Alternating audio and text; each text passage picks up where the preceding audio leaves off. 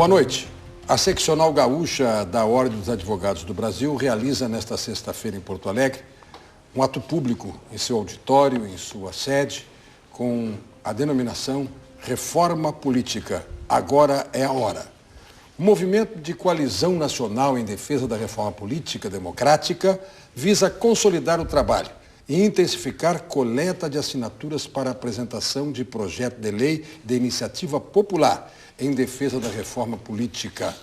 Aqui mesmo, neste programa, e recentemente em um evento da AGU, Advocacia Geral da União, eu tive a oportunidade de fazer ver outra vez o discurso de João Goulart em 13 de março de 1964, o famoso discurso da Central do Brasil, que 18 dias depois resultou na eclosão do golpe de 31 de março. E o discurso era pelas reformas de base. Vocês lembram? Mais de uma vez, também no episódio eleitoral, eu busquei esse discurso como lembrança. Cada vez que se fala em reforma política, eu me lembro daquele discurso, faz 50 anos. E dizia João Goulart, pelas reformas de base, a reforma tributária, a reforma agrária, a reforma política. E quando ele falava na reforma política, ele propunha algo que já alcançamos. Por exemplo, o voto dos analfabetos. Ele dizia no discurso, pela elegibilidade ampliada para que a mulher participe do cenário político. O discurso é atualíssimo. Pois bem, nós continuamos clamando por reforma política. Aqui mesmo, também, no foro de debates do Conversas Cruzadas, aquele projeto, ou a consolidação de vários projetos, o substitutivo que teve como relator o gaúcho Fontana, aqui mesmo foi trabalhado. E a reforma não vai lá. Nós temos no Supremo Tribunal Federal uma ação direta de inconstitucionalidade, tratando de parte deste drama que clama por reforma, financiamento das campanhas. Há 6 votos no Supremo Tribunal Federal já colhidos, dizendo que é inconstitucional, que não deve haver financiamento por empresas, por pessoa jurídica.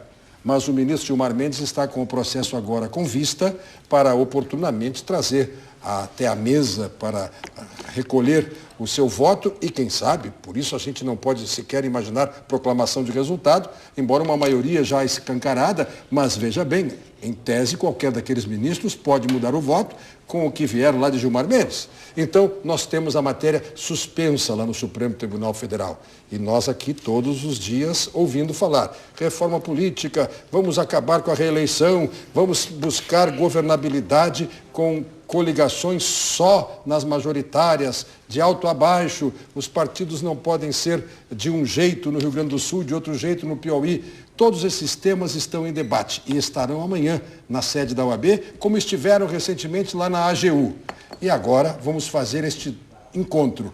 O evento da OAB, o evento da AGI, o tema da reforma política e a sua participação. Vamos debater a urgência, o melhor caminho para se chegar a uma reforma política, porque está começando o Conversas Cruzadas.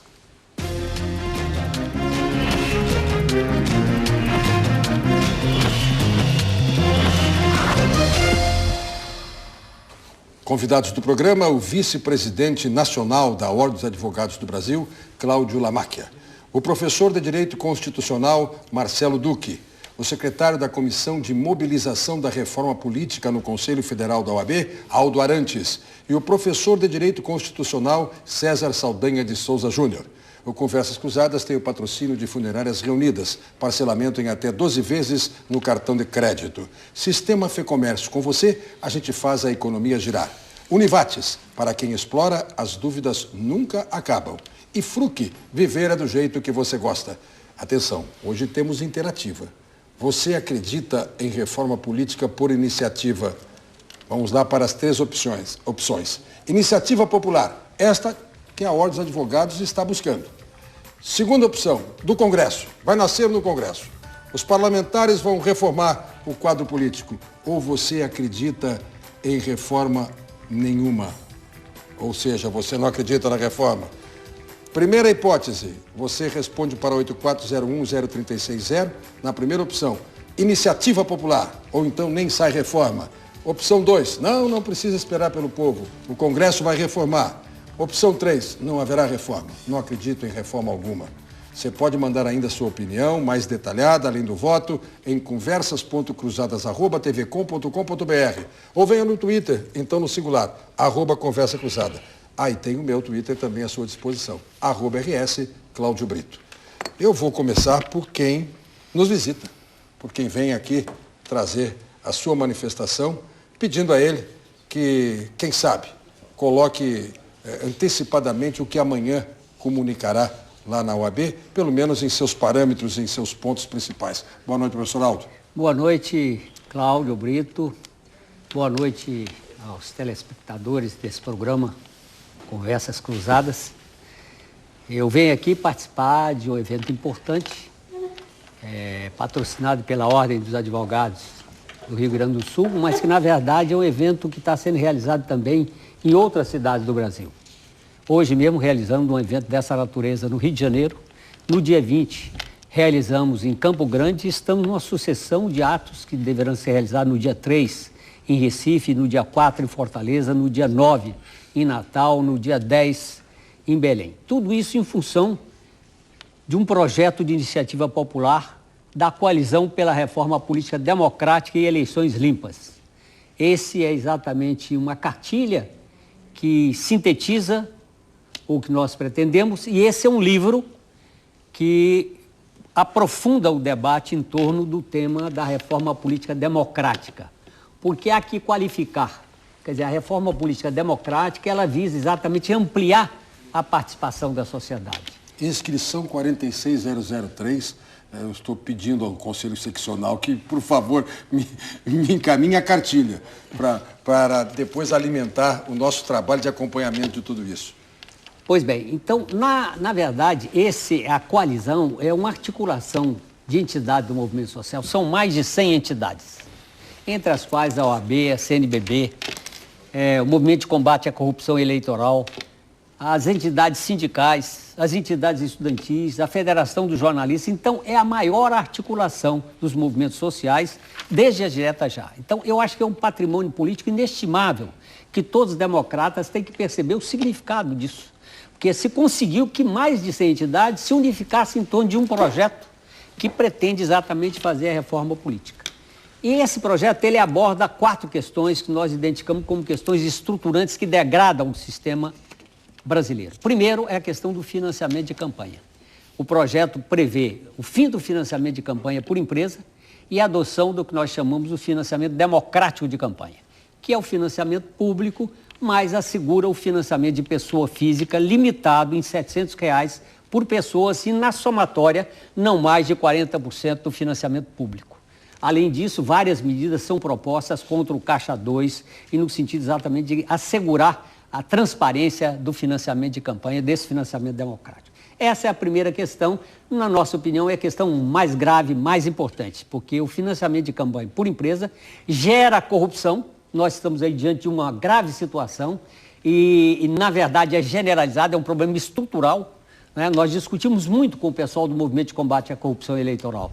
Quer dizer, o MCCE, o Ficha Limpa, ele cumpriu um papel importante no combate às consequências da corrupção, mas a causa não foi abordada, que é o financiamento de empresas. A segunda questão que nós levantamos é a questão do sistema eleitoral. O sistema eleitoral, o aspecto do sistema proporcional, que a Constituição brasileira incorporou, na nossa opinião, é um aspecto avançado. Mas o voto em pessoa física, ele termina fazendo com que ganhe quem tem mais recursos e despolitiza a sociedade. Nós exatamente propomos como alternativa a reafirmação do sistema proporcional, mas a adoção do primeiro turno do voto em proposta, para que nós possamos fazer uma eleição em torno de objetivos para avançar o país. Em torno de proposta, de programa, né, de uma lista pré-ordenada, elaborada democraticamente através de eleições de todos os filiados partidários, de tal maneira que através do quociente eleitoral... Mais que convenção, uma proposta de primárias, no modelo das primárias americanas. Primárias, exatamente, para formar a lista pré-ordenada. Tá. Né?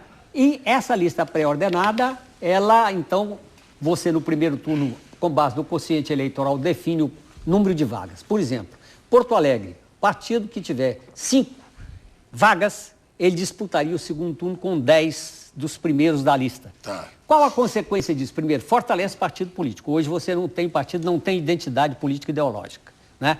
Você reduz o número de partidos, porque o partido que não tiver proposta, ele não tem votos. O que para mim soa inovador, eu não tinha conhecido a proposta ainda, é 2 turnos na proporcional, que na verdade faz o segundo turno majoritário.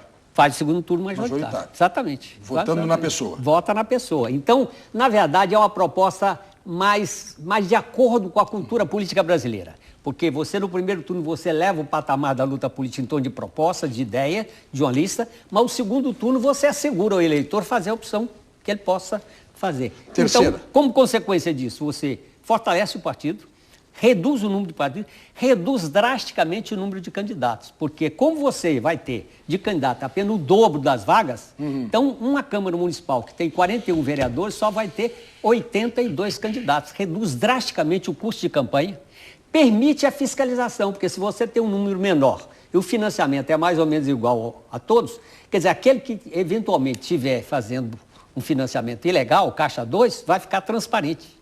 Então, nós consideramos que essa é a proposta importante. A terceira é a subrepresentação das mulheres e das minorias, em que propomos que haja paridade de gênero na elaboração da lista pré-ordenada, um homem e uma mulher. Agora, no segundo turno, caberá ao eleitor dizer se das 5 mulheres e 5 homens, se elege 3, elege 2, enfim, aí é a opção que o eleitorado vai fazer. Torna, portanto, a questão mais...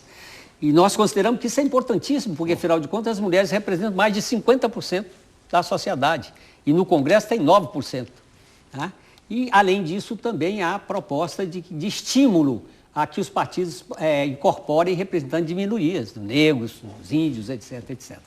E a última questão, essas 3, eu diria, são questões relacionadas a aperfeiçoar a democracia representativa. A democracia representativa está em crise, porque ela está distante do povo.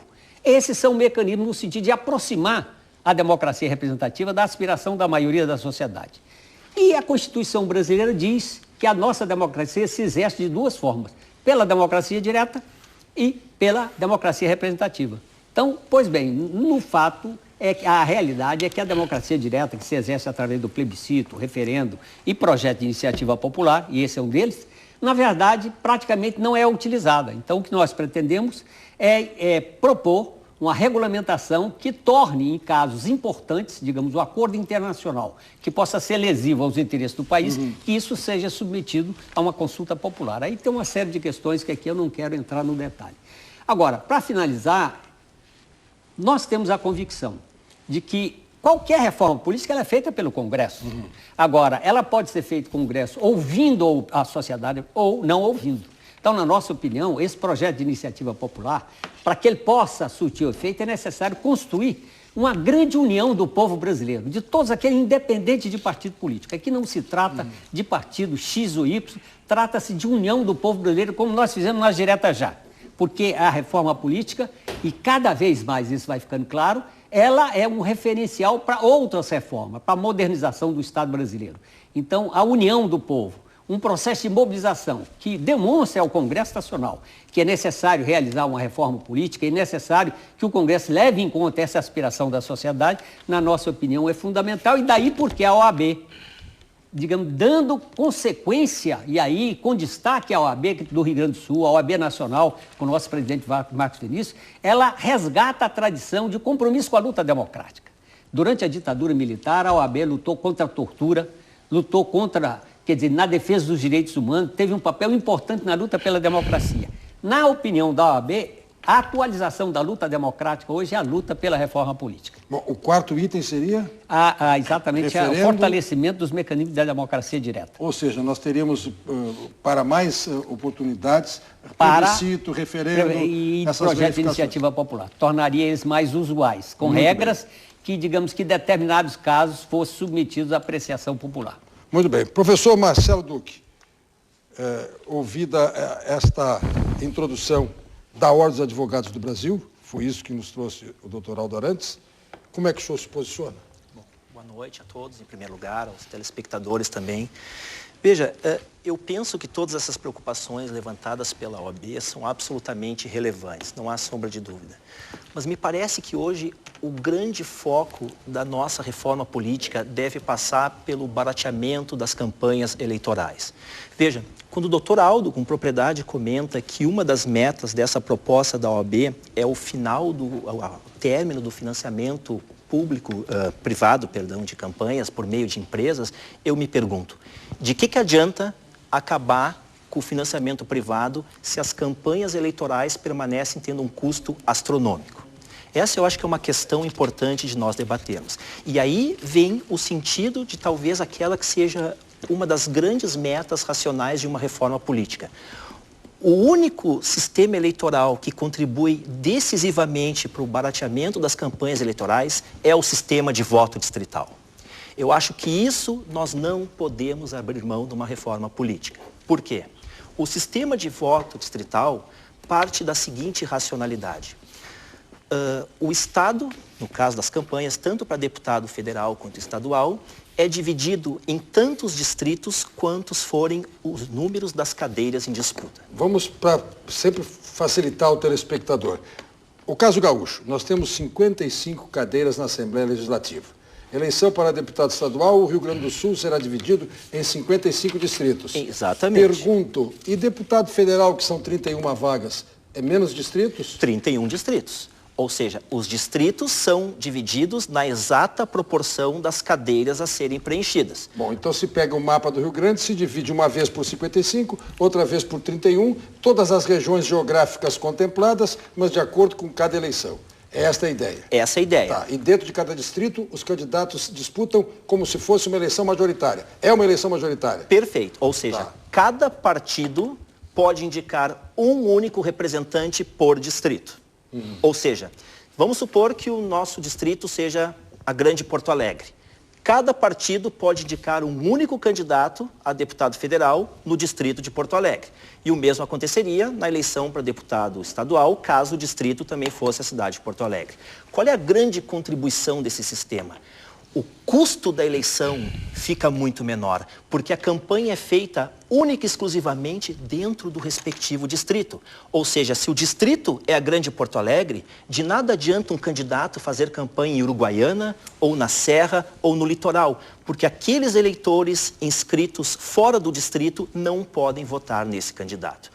Ou seja, o voto distrital contém essa primeira abordagem que me parece essencial nesse tema do financiamento. Ele barateia a campanha política. E aí esse seria o meu questionamento inicial para a mesa do debate. De que adianta proibir o financiamento privado se o custo da eleição continua caríssimo? Então nós temos o seguinte, convergência indiscutível com a ideia de que tem que baratear, que tem que ter financiamento privado, não, financiamento público, e no seu caso com esse acréscimo, desde que a eleição seja por voto distrital. Que contém outras vantagens, nós podemos voltar a conversar, que não apenas o custo da campanha. Seria já o segundo aspecto que disse o doutor Aldo, o sistema eleitoral, a sua visão de alteração no sistema eleitoral, fundamentalmente é o voto distrital. Exatamente. Muito bem, vamos apontando assim aqueles aspectos fundamentais do debate. Doutor César Saldanha, que bom recebê-lo aqui.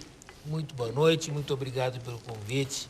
Uma honra enorme estar com essa mesa tão qualificada, discutindo assuntos tão relevantes. A minha primeira observação diz respeito à agenda da reforma política. E eu acho que há um problema grave na agenda, Cláudio. O problema da agenda, a reforma política do Brasil é muito necessária. E é necessária uma reforma geral. Não sei se estão de acordo. Há uma reforma geral a ser feita no Brasil. Toda a nossa institucionalização política está com problemas. O senhor falou de institucionalização, importante, o tema da institucionalidade. Da reforma política. Eu sei que o senhor sempre clama pelas instituições. Clamo, porque esse sistema eleitoral também são instituições. São instituições. Então, nós temos, no Brasil, um problema político sério. E os problemas institucionais, os problemas políticos, eles assumem forma de causações circulares cumulativas.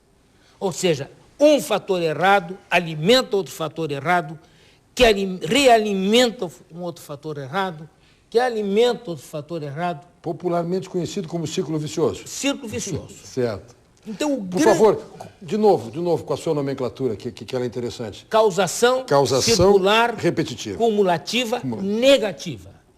Tá. E então o Brasil tem um sistema político que está num sistema de causação circular, cumulativa, negativa. E nós precisamos inverter o sinal. Nós precisamos criar no Brasil uma causação circular, cumulativa, positiva.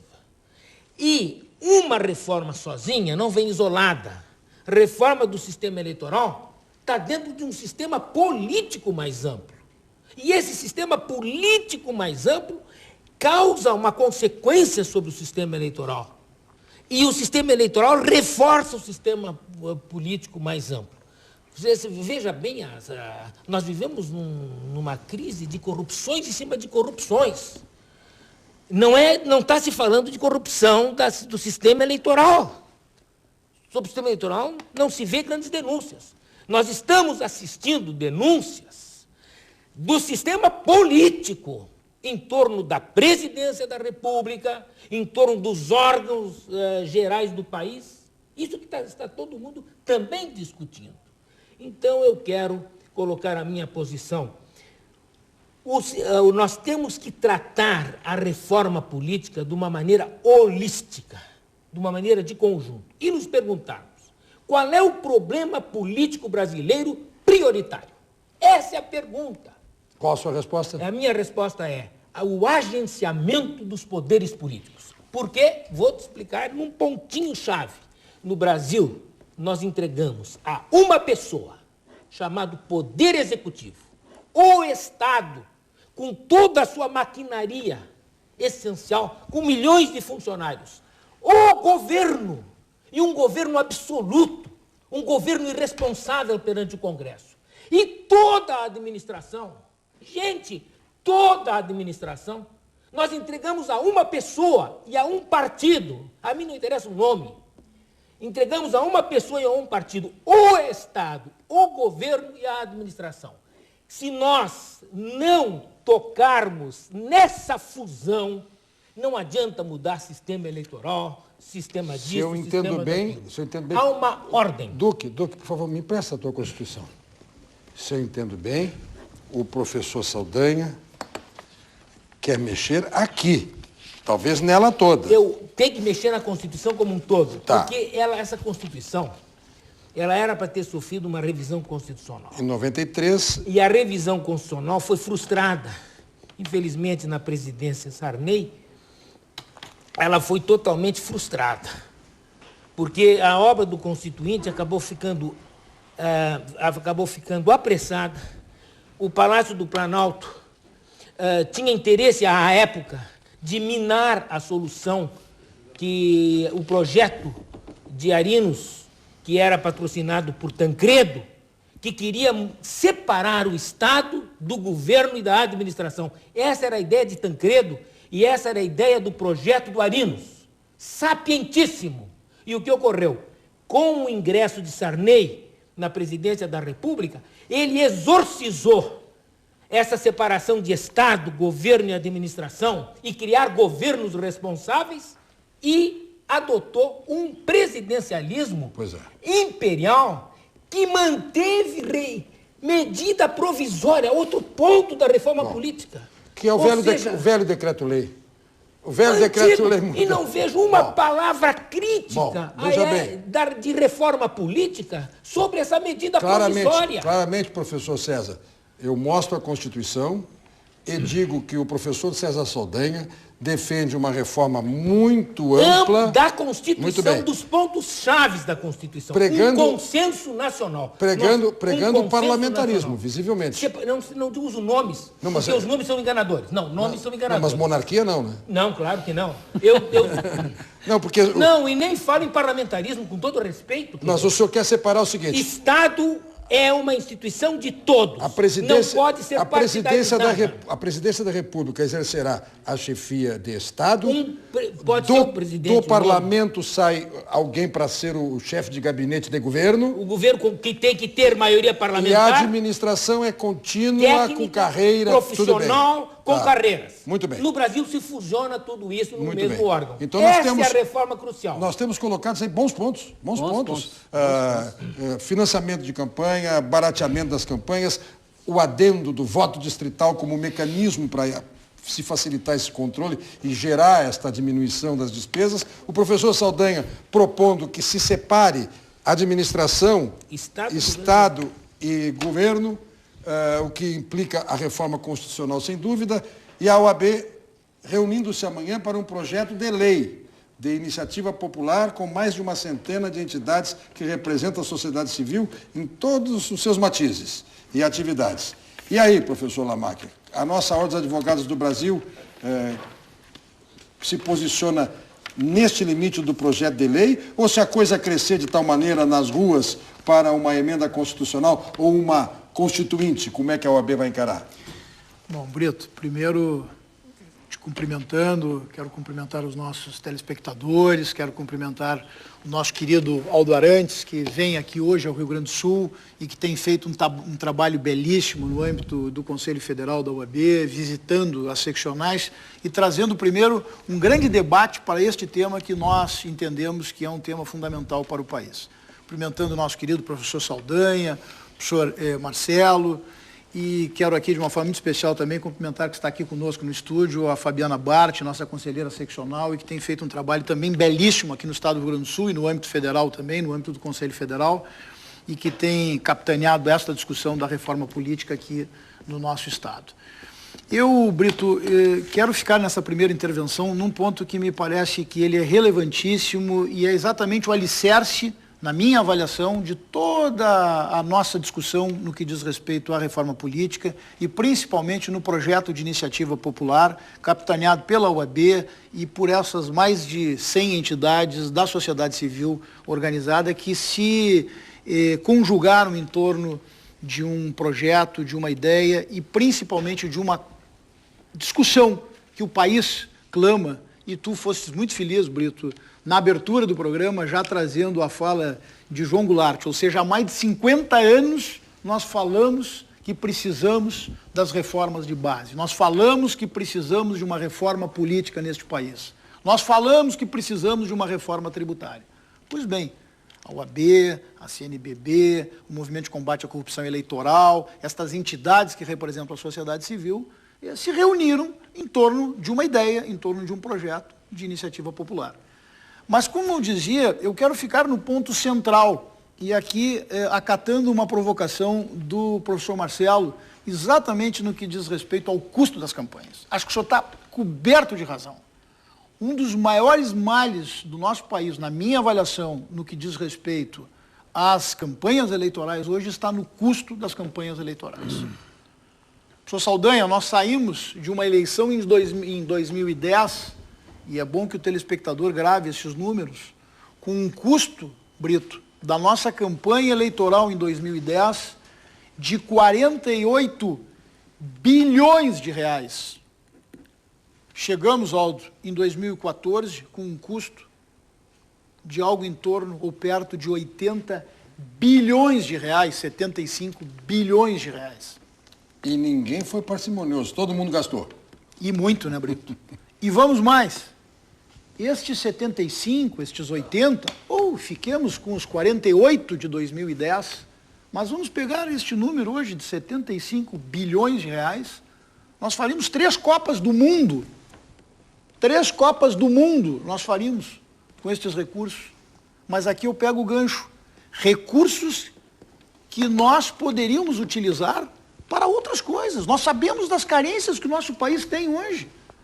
Uma carência absurda na área da saúde, uma carência absurda na área da segurança pública, e nós temos esses exemplos todos os dias. O cidadão que nos escuta, o cidadão que nos assiste, ele sabe do que nós estamos falando. Uma carência absurda na área do ensino e da educação, e nós gastamos, ou uma campanha eleitoral consome 75 bilhões de reais. Onde é que está este custo? Por que este custo é tão alto? E por que eu entendo que a proposta defendida pela Ordem tem no seu alicerce aquilo que de mais efetivo nós temos para combater o custo das campanhas, que é a proibição do financiamento por parte de empresas. Isto, de forma direta, terá sim a condição de baratear em muito o custo das nossas campanhas eleitorais. Eu não tenho dúvida alguma disto. Se nós poderemos baixar mais com outras medidas, bom, esta é outra questão. Mas é fato que a proibição de financiamento das campanhas eleitorais por empresas hoje será um grande passo que nós estaremos dando. E nesta linha, a OAB está absolutamente sintonizada. E acho que sintonizada, inclusive, com o que pretende, com o que prega a sociedade mesmo. Porque as pesquisas que foram feitas demonstram isso, que a sociedade é a primeira hoje a reconhecer que o financiamento das empresas, o financiamento de campanhas políticas por empresas, tem feito mal para a nossa democracia. Hoje, 20 empresas, e nós sabemos quais são, né? E nós vimos o que está acontecendo hoje com esse escândalo da Petrobras e tantos outros que aí estão. 20 empresas, Brito, financiam mais de 70% do custo de uma campanha eleitoral. Nestes números, nestes valores. Nós sabemos, Naldo, que a empresa, ela não doa por uma campanha política. A empresa investe. E está aí a prova cabal. E quer o retorno. O país inteiro vive este momento. Formas de baratear campanha, mas temos que buscar outras ainda. Entendemos que a internet hoje é um mecanismo extraordinário para reduzirmos o custo das campanhas eleitorais. Mas esta reforma proposta pela Ordem, não apenas na lei de iniciativa popular, não apenas na ideia que nós estamos colocando hoje, mas sim e fundamentalmente por uma ação direta de inconstitucionalidade ajuizada no Supremo Tribunal Federal, onde a OAB já tem 6 votos favoráveis à proibição do financiamento de campanhas políticas por empresas, e lamentavelmente não tivemos a continuidade deste julgamento como imaginávamos, com a rapidez necessária. Mas ali está posto pela Ordem dos Advogados do Brasil, com ação direta de inconstitucionalidade que foi ajuizada, exatamente este ponto, que na minha avaliação, Brito, é o ponto central hoje para nós reduzirmos o custo das campanhas políticas. Muito bem, nós vamos ao intervalo e depois retomaremos o debate. Eu apenas quero registrar que, examinando aqui a cartilha que me passa o doutor Aldo, onde está esta marca que a OAB tornou visível em todo o país, aqui fica melhor, ó. Eu olho para cá e mostro aqui, ó. Isto aí, esta marca aqui é o selo da reforma política e eleições limpas, a coalizão democrática. Este é o conjunto de propostas. Eu fiquei impressionado porque são 103 entidades, a partir da CNBB, os bispos do Brasil, a Ordem dos Advogados, a FENAGE, a Federação Nacional dos Jornalistas, CUT, MST, mas aí fui ver, tem Igreja Batista, Igreja Evangélica, tem confissões religiosas de todos os matizes, tem magistrados, tem promotores, tem entidades que se identificam por movimentos da direita e da esquerda. Realmente há um consenso que a mesa também está reproduzindo. Vamos baratear as campanhas, vamos procurar limpeza e as variações estão aqui. O professor Saldanha, para mexer no que ele quer, tem que mexer na Constituição mesmo. Não basta projeto de lei. Para estabelecer um regime que seja de divisão clara de funções e atribuições entre Estado, governo e a administração pública, nós temos que mexer naquilo que ele chama com muita propriedade, nas instituições.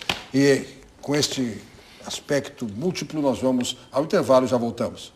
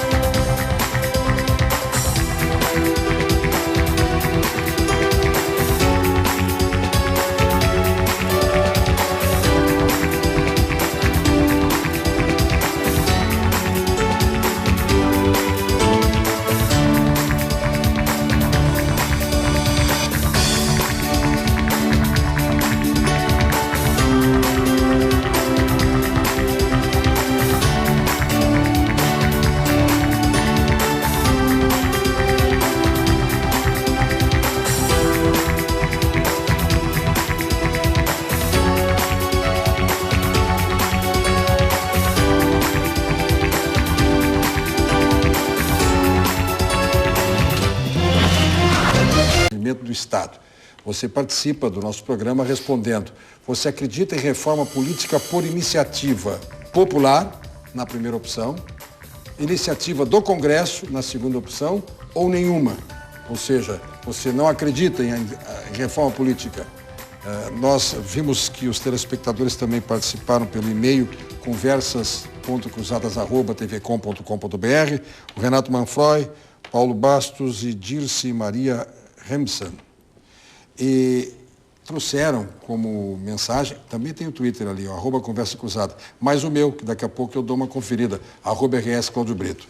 Uma das inquietações que eu recolho da manifestação dos telespectadores: o que é, afinal, a reforma política?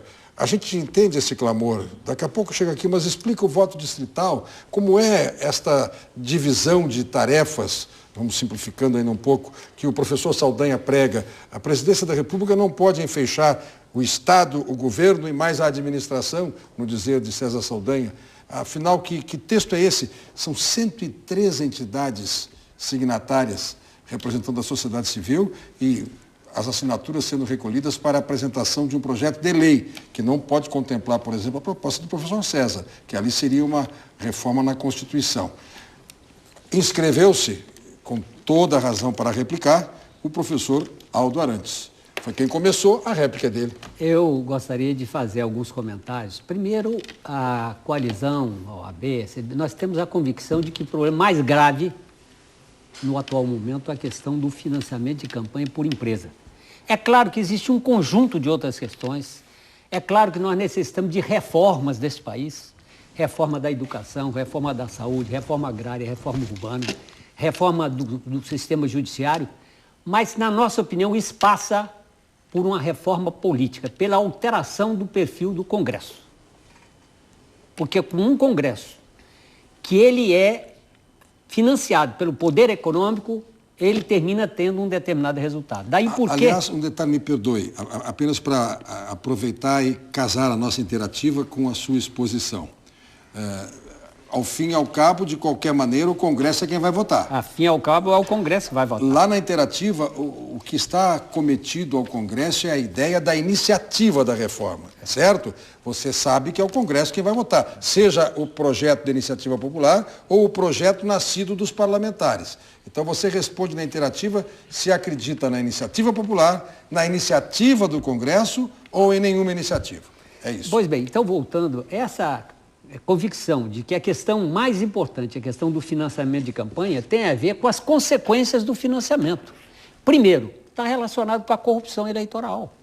Essa questão toda do Caixa 2, e evidentemente ao lado da corrupção eleitoral, ao lado da destinação de recursos para a campanha, destinação ilegal através do Caixa 2, há o caminho para a corrupção. Então, há, claro, o financiamento de campanha por empresa é o caminho da corrupção eleitoral. Então, primeira questão. Mas não é só essa, tem uma outra questão. É que aí o poder econômico formata o parlamento. Daí porque uma reforma política é necessária para que nós tenhamos um parlamento mais sintonizado com as aspirações da sociedade. A situação atual leva a que em 2010 você teve um Congresso em que tinha 273 empresários, 160, é claro que aqui tem parlamentar que é ruralista, né? E tinha 91 representantes do sindical. Ou seja, o poder econômico transforma a minoria da sociedade, são os grupos econômicos, em maioria no Congresso. E transforma a maioria em minoria. Isso é exatamente algo profundamente antidemocrático. Portanto, para fazer reformas mais de fundo, nós temos que fazer uma reforma preliminar. Daí porque a OAB fala que a reforma política é a mãe das reformas. Primeira questão, portanto, para nós, essa questão do financiamento é decisivo. Eu agora preciso ser mais conciso no tempo. E na proposta que nós fazemos, em torno da questão do custo de campanha, barateia. Eu não vou entrar nesse mérito, porque eu quero entrar na questão do distrital. O sistema distrital, ele foi originariamente o sistema desde a Idade Média. Com a Revolução Industrial, o surgimento da classe operária, surgiu a reivindicação do voto de opinião dos trabalhadores. Daí o voto sistema proporcional. Porque o sistema majoritário é o seguinte, como já foi dito, você tem um distrito e só ganha a maioria. Se você tem 10 distritos em que um partido tem a maioria, ele tem os 10 parlamentares e o outro tem 0, 49% tem 0. Isso é de uma irracionalidade, é uma alternativa antidemocrática, na minha opinião. Então, na realidade, o que ocorre é que O sistema proporcional, ele, na verdade, ele procura incorporar os diversos matizes da opinião. No caso brasileiro, o erro não é a proporcionalidade.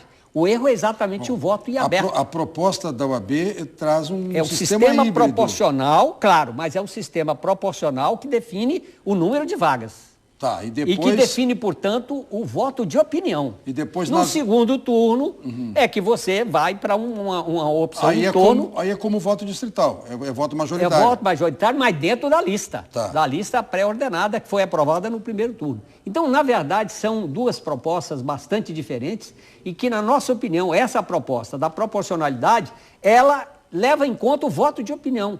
E o sistema majoritário ele é excludente, porque ele, na verdade, retira o voto de opinião. Tanto que na discussão, por exemplo, da cláusula de desempenho no Supremo Tribunal Federal, houve a consideração de que era inconstitucional porque não levava em conta a representação das minorias no processo político brasileiro. Só lembrando a todos, houve um período em que se falou de cláusula de desempenho, ou seja, os partidos precisariam de um determinado número de votos para terem vida, para continuarem, e o nosso Pretório Excelso, nosso Supremo Tribunal Federal considerou inconstitucional esta exigência, a cláusula de barreira ou cláusula de desempenho, como queira. Eu prefiro cláusula de desempenho. A cláusula de barreira, para mim, é antidemocrática. A pequena diferença não cabe agora estar esmiuçando. Professor Duque, é o voto distrital que está na mesa. Então, vamos lá. É importante lembrar para o telespectador que não está acostumado com essas nomenclaturas, o que é o voto distrital, enfim, que voto distrital é uma categoria maior que comporta várias modalidades. Um dos exemplos mais famosos, os colegas sabem, é o modelo alemão, que consagra justamente a experiência do voto distrital, ou seja, o candidato faz a campanha no distrito, mas agrega também componentes de proporcionalidade. A diferença é que o modelo eleitoral alemão, que é um dos de maior sucesso no mundo, diga-se de passagem, ele está totalmente contrário à proposta da OAB. Porque a primeira lista é uma lista pessoal, uma lista aberta, onde o eleitor vota no candidato do seu distrito. E imediatamente vota numa segunda lista estadual, fechada, para que essa escolha do eleitor adquira uma proporcionalidade, evitando assim o que o doutor Aldo falou, de apenas um partido ter representação. Funciona mais ou menos assim na Alemanha. Uma cédula junto com outra, ou seja, 2 votos simultâneos. Numa primeira, o eleitor escolhe em quem quer votar, se é no Cláudio, no Aldo, no Brito, no César. Metade dos representantes no parlamento são eleitos dessa forma. A segunda metade, ou seja, 50%, advém de um voto em lista fechada estadual. E aí que talvez seja a questão que nós podemos chegar num consenso aqui, Brito, né? Não há dúvida, o Cláudio bem lembrava, que nós temos que diminuir a influência do poder econômico nas campanhas. E isso eu acho que ninguém em sã consciência negaria. Agora, o que talvez nós não podemos perder o trem, esse embalo, né, dessa grande iniciativa, que é extremamente positiva, é desconsiderar alguns aspectos essenciais, que seria o seguinte: somente proibir o financiamento privado não barateia a campanha. Porque se o candidato tiver que fazer campanha em todo o estado, ou seja, um dia estar em Porto Alegre, outro dia estar em Uruguaiana, outro dia em São Borja, a campanha vai continuar, cara. Então nós precisamos de medidas simultâneas, ou seja, diminuir a influência do poder econômico e adotar um sistema político que permita efetivamente o barateamento. Porque se não for assim, Brito, o que nós corremos o risco de acontecer? Tira o financiamento privado ou envia a clandestinidade e os impostos passam a cobrir aquele déficit do custo de campanha que vai continuar cara. Essa é a preocupação. Com relação à iniciativa dos projetos, alguma coisa contra a iniciativa popular? Pois bem, nada contra a iniciativa popular. Porém, né, deve ficar bem claro que esses aspectos inerentes à reforma política, eleitoral das instituições são aspectos que guardam um alto grau de complexidade. E aqui o nosso papel, mais do que nunca, é tornar essas questões claras. Porque o que adianta consultar a população se ela não tem a menor ideia do que está sendo consultado? E aqui que me parece a importância de fóruns como esse que a OAB propõe, elogiável, de tornar essas questões que são difíceis até mesmo para nós professores, que lidamos com os técnicos, para a população de forma que ela possa efetivamente compreender o que está por trás, quais são as exigências básicas e as nossas primeiras necessidades desse processo transformador. Lamacchia.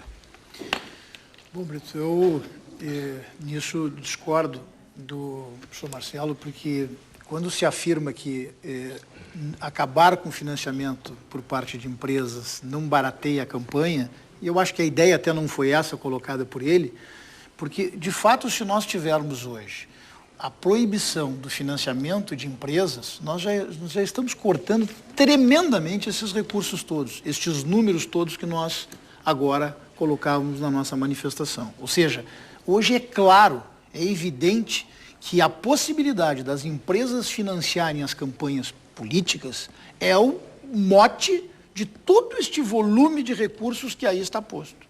Agora vamos imaginar, partindo do pressuposto da sua colocação, vamos imaginar que a retirada do financiamento por parte das empresas, que a retirada dos recursos das empresas não vá nos oportunizar uma visualização da redução de investimento das campanhas, eu não consigo conceber que isso possa acontecer, porque é evidente que os candidatos não terão os recursos que têm hoje.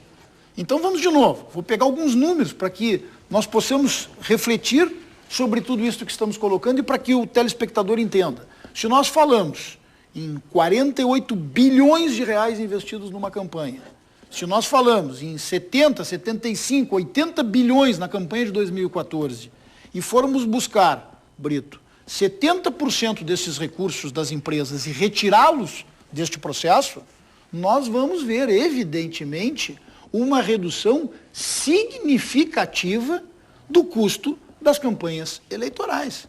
Até porque não haverá de onde tirar mais dinheiro. Isso é evidente, e eu chego lá. Perfeito, Brito, eu chego lá. Isso é evidente, isso nós vamos perceber, né, de uma forma muito tranquila, né, a olho visto. Né? Quer dizer, isso vai ser muito fácil de se perceber que uma determinada campanha, que eventualmente esteja gastando muito, é porque ela está arrecadando muito.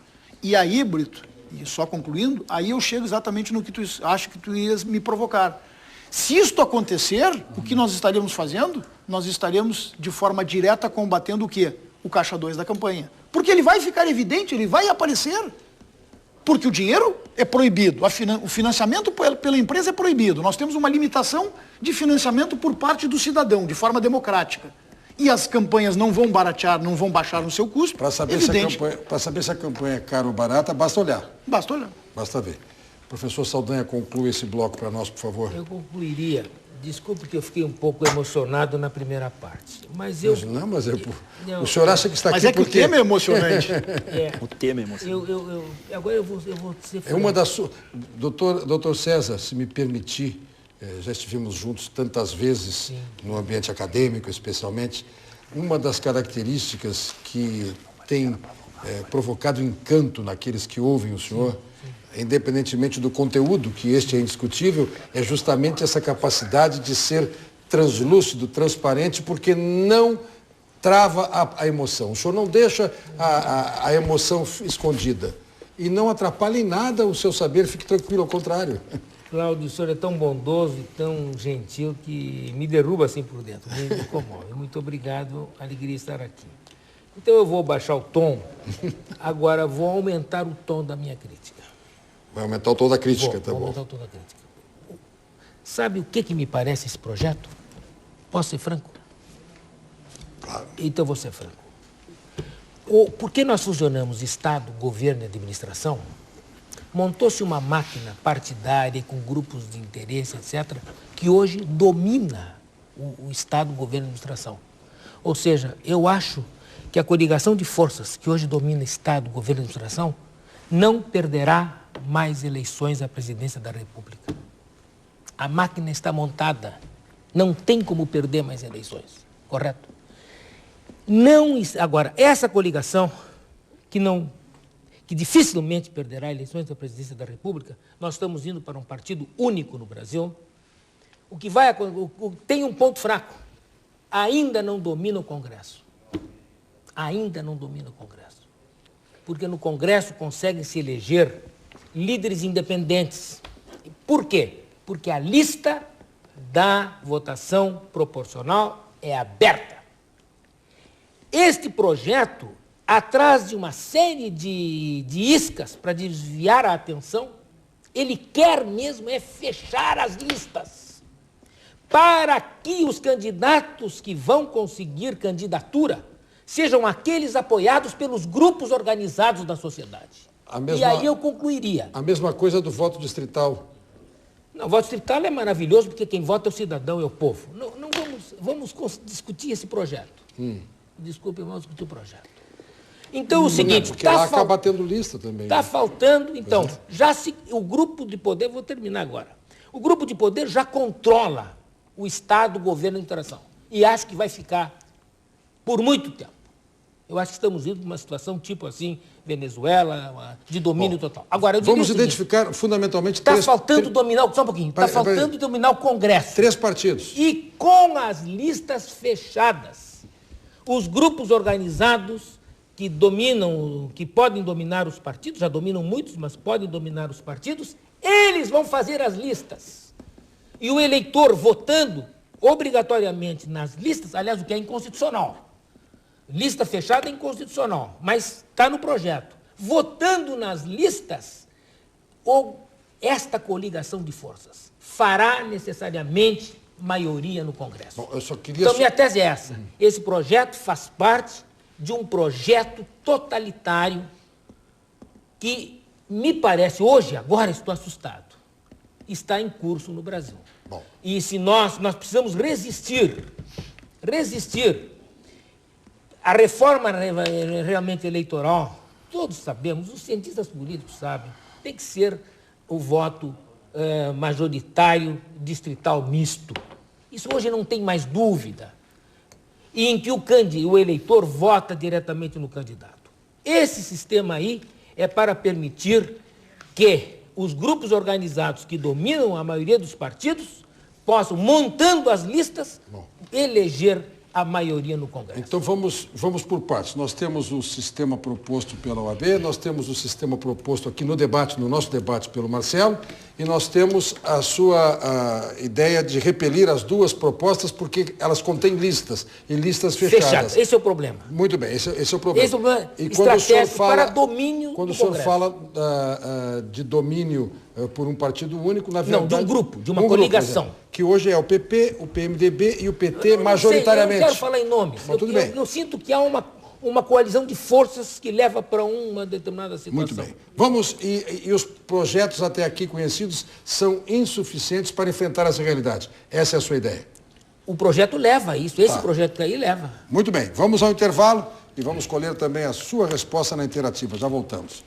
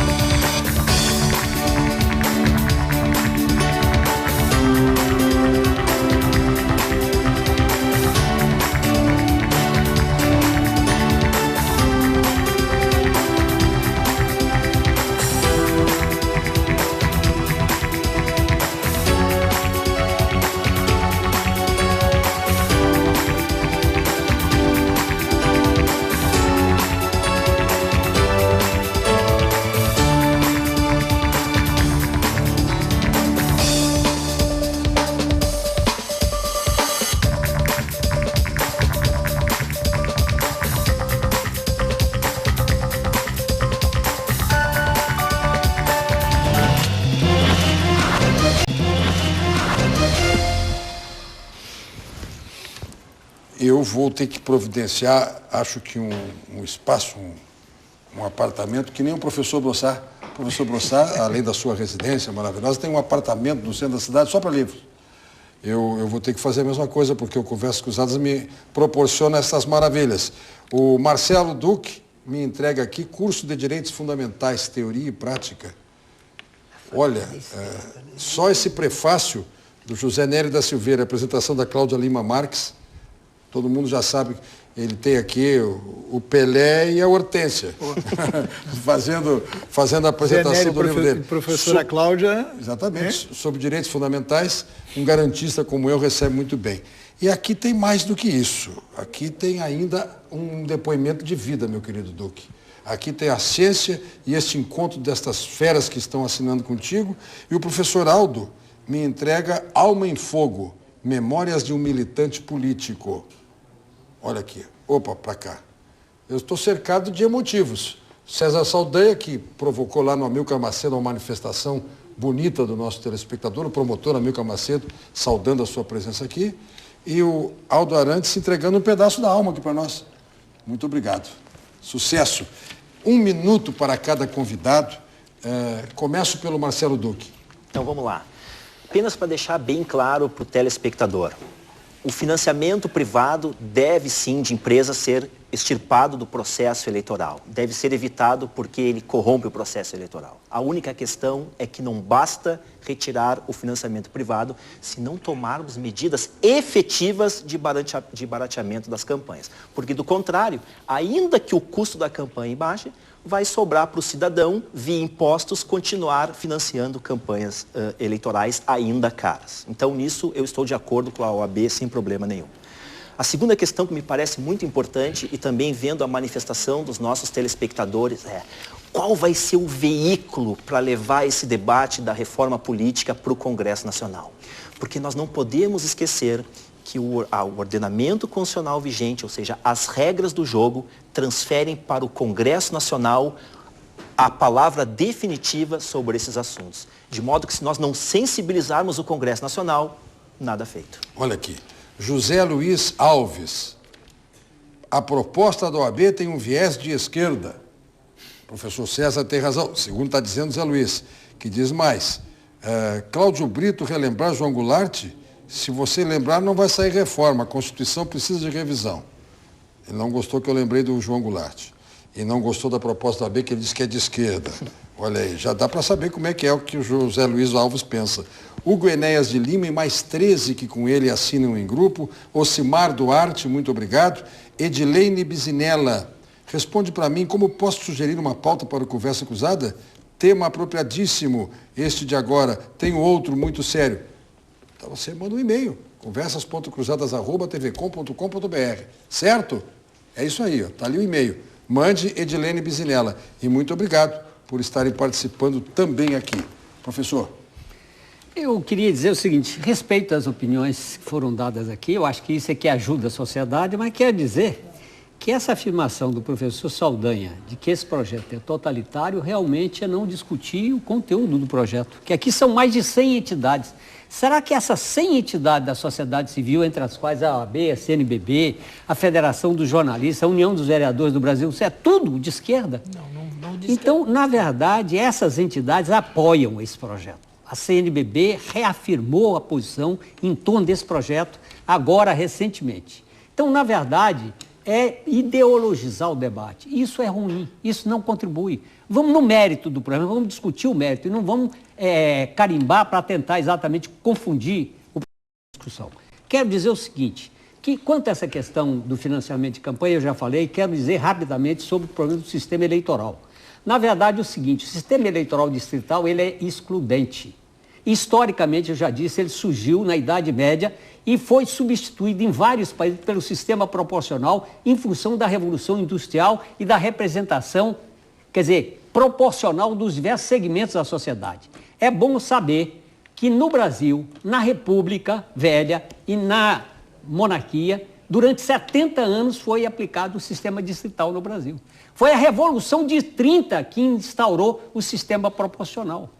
Durante a ditadura militar, tentaram colocar o distrital misto. Então, qual o significado da ditadura querer acabar com o proporcional? Porque não estava favorecendo a ditadura, queria implantar o distrital misto. Então, e na verdade, o que foi dito aqui, há uma contraposição entre lista fechada e lista aberta. Na nossa opinião, o aspecto degradante do sistema brasileiro é exatamente a lista aberta. Nós propomos uma lista aberta no primeiro turno, mas com a lista que permite o voto em pessoa no segundo turno. Então, não é meramente a lista aberta e mais. Isso permite a redução do custo de campanha, porque a discussão vai ser feita entre partidos e não entre candidatos. Você reduz drasticamente o investimento que você faz. Por outro lado, o custo maior da campanha é em marketing. Na medida em que a questão for de discussão em torno de programa, o fundamental vai ser o debate como esse, e não o marketing, que é exatamente o que amplia o custo de campanha.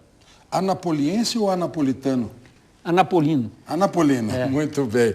Nenhuma coisa nem outra. Lá de Goiás, lá de Anápolis, o professor Aldo Arantes, com as suas memórias de um militante político, entre outras assinaturas aqui na apresentação, Cacá Diegues, o cineasta. Muito bem. Professor César. Bem, todo o sistema eleitoral hoje no mundo é proporcional. Por quê? Porque os sistemas ditos majoritários, todos evoluíram e estão evoluindo os que não evoluíram ainda, mas o grosso deles está evoluindo para seguir o modelo alemão, em que realmente se divide o território eleitoral em distritos à altura do eleitor, para que o candidato possa votar no eleitor que ele conhece e o eleitor faça uma campanha dentro de um distrito em que ele possa baratear a sua campanha e ser conhecido e conhecer o seu eleitor. Este é o sistema que está sendo chamado de distrital, mas há mecanismos nesse sistema, são um pouco complexos, mas existem, em que há uma lista subsidiária, há uma lista em que faz os ajustes proporcionais dos votos dados nas eleições majoritárias dos distritos. As sobras? Não. Os votos que são dados aos partidos, no majoritário, eles são contados depois de uma proporção geral. Tá. E os eleitores também votam numa lista. E no final geral, se faz o ajuste, viu? Se faz um ajuste do número de deputados para seguir a lista. Esse é um sistema vencedor. E é esse o sistema que o Brasil deveria adotar. Bom, professor Claudio Lamáquia. Pois é, Brito, primeiro respondendo ao nosso amigo aí no Twitter, que diz que a reforma proposta pela OAB é uma reforma de esquerda. Eu diria a ele o seguinte: não é uma reforma de esquerda, não é uma reforma de direita, é uma reforma democrática. Nós temos que ter a visão de que hoje o que a Ordem dos Advogados do Brasil e estas mais de 100 entidades da sociedade civil organizada colocam em discussão é um tema amplo e que passou, sim, por todas as facções, num debate muito democrático, num debate pleno, num debate absoluto. Isso me lembra, Brito, de reafirmar mais uma vez a todos aqueles, principalmente os que nos conhecem aqui no Rio Grande do Sul, a OAB não se envolve com a política partidária, a OAB não se envolve com as ideologias partidárias, a OAB não defende este ou aquele lado. O lado da OAB, a defesa da OAB, é exatamente a Constituição Federal. O que nós queremos, o que a instituição Ordem dos Advogados do Brasil quer neste momento, é exatamente reafirmar que o debate da reforma política ele é indispensável ao país. Eu lembro bem, Brito, e eu vivi isso aqui no Estado. Eu honrosamente exerci a presidência da OAB em 2 governos. Eu estive na presidência da OAB num governo do PSDB e num governo do PT. Enquanto eu fui ao do presidente, exerci a presidência da Ordem no nosso Estado, né, Fabiano, no governo do PSDB, as pessoas, eventualmente, num ou outro momento, me acusavam de ser de esquerda. Não, o Lamáquia é de esquerda. E aí, quando o Lamáquia exerceu a presidência da OAB no governo do PT, as pessoas me acusavam de ser de direita. A Ordem não é nem de direita nem de esquerda. A Ordem está hoje propondo um projeto democrático, propondo uma discussão importantíssima para o país. Esta é a visão que a OAB tem. Se as pessoas concordam ou discordam, é outra questão. Se nós estamos totalmente certos ou se estamos totalmente errados, é do debate. Agora, nós não podemos reduzir o tamanho de um debate tão sério quanto este, que importa ao país de uma forma direta, e todos nós sabemos, e estamos vendo aí hoje, para uma questão meramente partidária. Vamos ao intervalo e voltamos só para conhecer o resultado da interativa e uma frase de despedida de cada um dos nossos convidados. Já voltamos, estamos bem atrasados.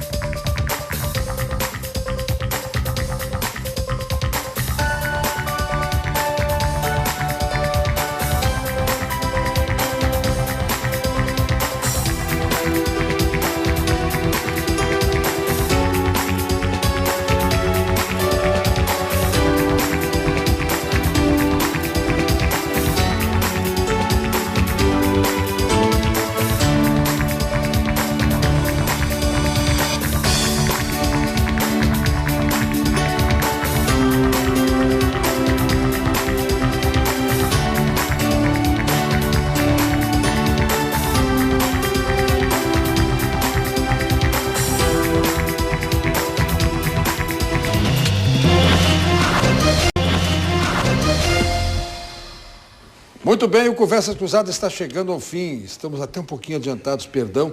A Carolina Belim já está chegando. Ela vai reapresentar para você o 20 horas, o nosso telejornal. Mas agora vamos saber o que disseram os telespectadores na interativa desta noite sobre a reforma política.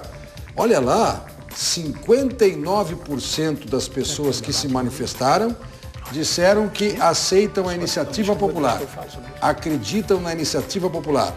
11% apenas acreditando em iniciativas do Congresso e não acreditando em reforma, 30%. Então vamos lá. Iniciativa popular. Os que participaram da nossa audiência e telefonaram registraram 59% de opinião favorável à iniciativa popular na reforma. 11% acreditando que seja possível reforma com iniciativa dos parlamentares. E 30% estão aí, céticos, não acreditando em qualquer reforma. Muito obrigado pela participação, seja no Twitter, lá no nosso e-mail, nas manifestações também na interativa. Este programa vai ter agora uma frase de cada um dos convidados e depois a nossa despedida. Eu começo pelo Aldo. Eu queria apenas chamar a atenção para que aqueles que tiverem interesse nesse debate, que acessem www.reformapoliticademocratica.org.br. Nós temos objetivos de aprofundar o debate e, através disso, vocês vão ter o conhecimento da íntegra do projeto, né? E também coletar 1.500.000 assinaturas para que a gente possa, exatamente no início dos trabalhos legislativos, entregar no Congresso Nacional essas 1.500.000 assinaturas como forma de fazer chegar ao Congresso a aspiração da sociedade de uma reforma política democrática. Reformapoliticademocratica.org.br, já apareceu lá o endereço. A OAB disse que defende a Constituição. Bom, esse aí é o nosso Twitter. Vai lá, por favor. Reforma política no Brasil democrática é separar Estado, governo e administração e um sistema eleitoral que aproxime o eleitor do candidato em voto por distritos. Muito bem. Lamáquia. Bom, Brito, o resultado da interativa demonstra que a OAB está efetivamente, absolutamente sintonizada com a sociedade. E aqui eu quero deixar um convite, que é um convite do presidente da OAB do Rio Grande do Sul, do presidente Marcelo Bertolucci, para que todos aqueles que tenham interesse de conhecer um pouco mais desse projeto e aprofundar este debate, que amanhã, na Ordem dos Advogados no estado do Rio Grande do Sul, estejam lá a partir das 14 horas. Prédio da OAB, todo mundo sabe, é na curva ali. Bom, na curva da... Ali não é o Astor Luiz, né? É o Astor Luiz, também é o Astor Luiz, na curvinha ao lado da ACM. Dá até para guardar o carro, tem garagem ali. Por favor. Consenso no sentido de que a atual formatação do sistema eleitoral não serve ao interesse nacional. E a nós cabe, com muita clareza e transparência, passar para a população quais são as prioridades da reforma, que passam, dentre outros aspectos, pela introdução de um voto distrital misto. Muito bem. Este programa, você sabe, será reapresentado amanhã às 9 da manhã. E mais do que isso, tvcom.com.br. tvcom.com.br. Está lá, ó. Fica disponível a partir do meio-dia. Você vai na galeria de vídeos de tvcom.com.br e tem lá Conversas Cruzadas. Você vê todos os programas da série. E este aqui, quantas vezes você quiser. E amanhã, 10 horas da noite, vamos estar aqui mais uma vez. E atenção, o tema: desarmamento. Sim ou não? Certo? Boa noite.